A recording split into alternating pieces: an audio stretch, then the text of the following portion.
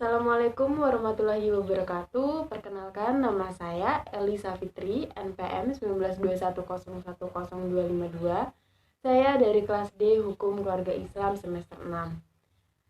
Berdirinya saya di sini sebagai pemenuhan tugas nilai akhir semester mata kuliah Hukum Perdata Internasional, dan tidak lupa kepada yang terhormat kepada Bapak Idrus Al-Ghifari SHMH.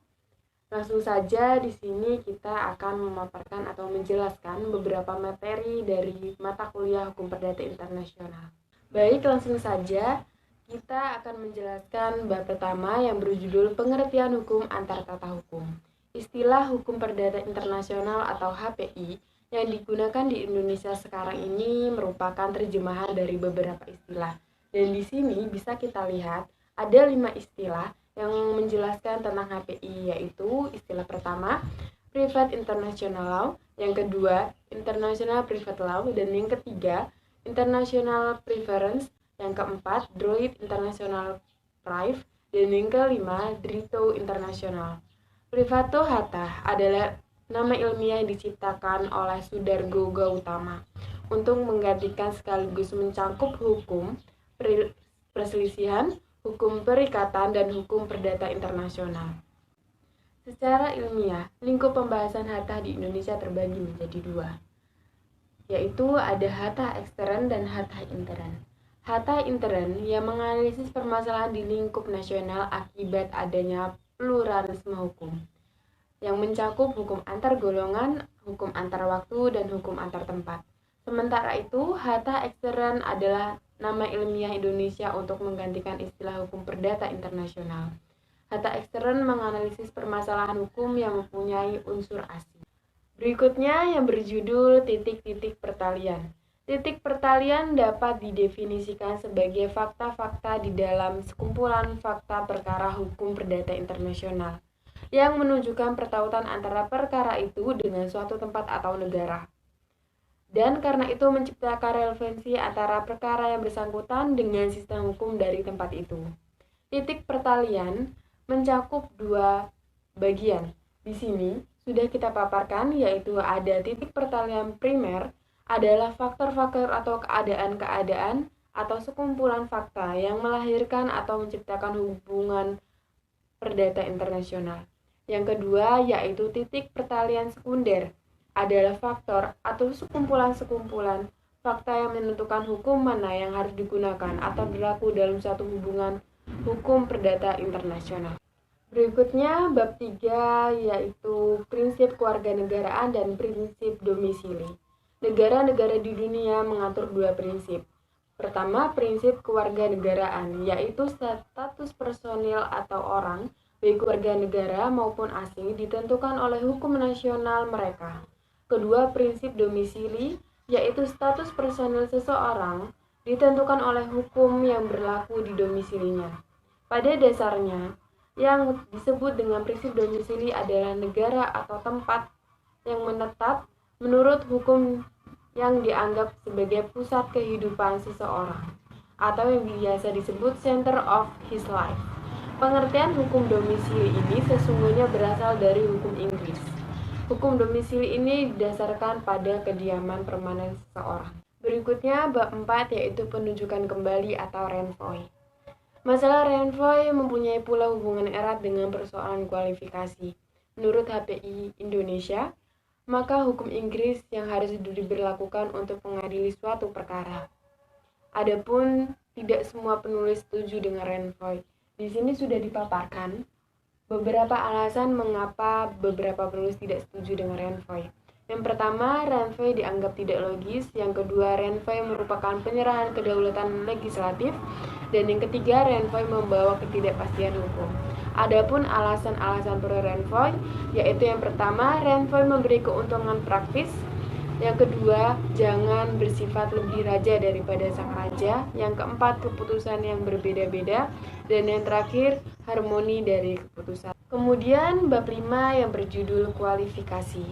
Kualifikasi merupakan sebuah proses berpikir yang logis guna mendapatkan konsepsi asas-asas atau kaidah-kaidah hukum ke dalam sistem hukum yang berlaku. Di dalam hukum perdata internasional, Kualifikasi lebih penting lagi karena untuk menyelesaikan suatu kasus, diharuskan memilih salah satu sistem hukum tertentu. Di dalam HPI, masalah kualifikasi merupakan salah satu masalah yang sangat penting. Karena dalam suatu perkara HPI selalu terjadi kemungkinan pemberlakuan lebih dari satu sistem hukum untuk mengatur sekumpulan faktor tertentu. Setelah itu bab 6 yang berjudul ketertiban umum. Di sini bisa kita lihat yaitu dalam pasal 23AB, ketertiban umum dipakai sebagai batas seseorang boleh mengadakan pilihan hukum. Seringkali pula ketertiban umum dipakai dalam arti ketertiban atau kesejahteraan atau keamanan. Konsep ketertiban umum dalam hukum perdata internasional yaitu pemikiran tentang ketertiban umum dalam HPI pada dasarnya bertitik tolak dari anggapan dasar bahwa sebuah pengadilan adalah bagian dari struktur kenegaraan yang berdaulat, dan karena itu pengadilan berwenang untuk memberlakukan hukumnya sendiri dalam perkara yang diajukan kepadanya. Kita lanjutkan ke bab 7 yang berjudul penyeludupan hukum. Penyeludupan hukum adalah suatu perbuatan yang bertujuan untuk menghindari berlakunya hukum nasional, sehingga yang bersangkutan memperoleh suatu keuntungan tertentu sesuai dengan keinginannya, sebab baginya berlaku hukum asing. Nah, di sini kita paparkan juga contoh penyeludupan hukum, yaitu ada sebuah kasus. Terdapat dua kasus, yaitu kasus Malik Maijer dan kasus Bunga. Penyeludupan hukum yang banyak dilakukan oleh masyarakat tidak dapat dibenarkan oleh sistem hukum Indonesia karena sudah menyimpang ketentuan hukum di Indonesia. Baik, kita lanjutkan ke bab 8 yang berjudul pilihan hukum.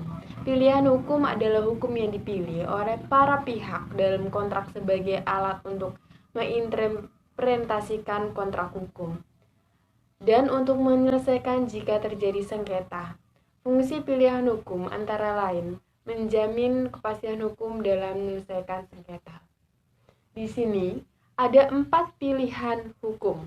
Yang pertama, pilihan hukum secara tegas, pilihan hukum secara diam-diam, pilihan hukum yang tak dianggap, dan pilihan hukum hipotesis. Baik, kita lanjutkan ke bab 9 yang berjudul hak-hak yang dapat diperoleh. Dalam bidang hukum perdata internasional, istilah hak-hak yang dapat diperoleh dipakai untuk mengedepankan bahwa perubahan dari fakta-fakta tidak akan mempengaruhi berlakunya kaidah yang semula dipakai. Persoalan hak-hak yang dapat diperoleh dianggap penting oleh berbagai penulis dan ada yang melihatnya sebagai salah satu fondament terutama dari seluruh sistem hukum perdata internasional. Kita lanjutkan ke bab 10 yang berjudul persoalan pendahuluan. Di sini sudah saya paparkan pengertian persoalan pendahuluan yang bisa kita baca secara bersama-sama. Persoalan pendahuluan adalah keputusan terakhir dari suatu persoalan hukum perdata internasional atau HPI yang diajukan di hadapan hakim suatu negara tergantung dari pemecahan terlebih dahulu daripada suatu persoalan lain. Persoalan yang harus dipecahkan lebih dahulu ini tampil ke muka jika dalam suatu persoalan pokok yang diajukan di hadapan hakim telah menjadi pasti hukum manakah yang harus dipergunakan dalam menyelesaikan persoalan pokok ini. Selanjutnya kita lanjutkan ke bab 11 yang berjudul penyesuaian. Persoalan penyesuaian ini sebenarnya telah lama dikenal dalam lingkungan hukum antar tata hukum atau HATA, terutama HATA intern di Indonesia. Soal pengakuan dan pengetahuan antar golongan hukum asing seringkali berlainan daripada hukum awam. Dalam bidang penyesuaian ini, kita saksikan betapa beratnya hubungan antara HPI dan ilmu perbandingan hukum, misalnya mengenai adopsi. Berikutnya ke bab 12 yaitu timbal balik dan pembalasan. Persoalan timbal balik dan pembalasan ini berhubungan erat dengan masalah pemahaman hukum asing.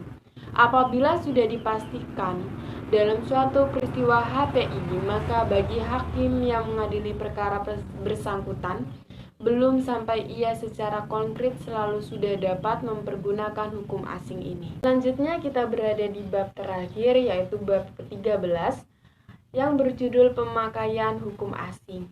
Hukum asing ini dianggap sebagai suatu fakta harus didalikan dan dibuktikan dalam suatu perkara perdata. Hukum asing dianggap sebagai hukum dan hukum asing dimasukkan dalam hukum awal. Tidak terasa semua materi sudah saya jelaskan dari bab 1 sampai bab ke-13. Apabila ada salah saya mohon maaf. Terima kasih.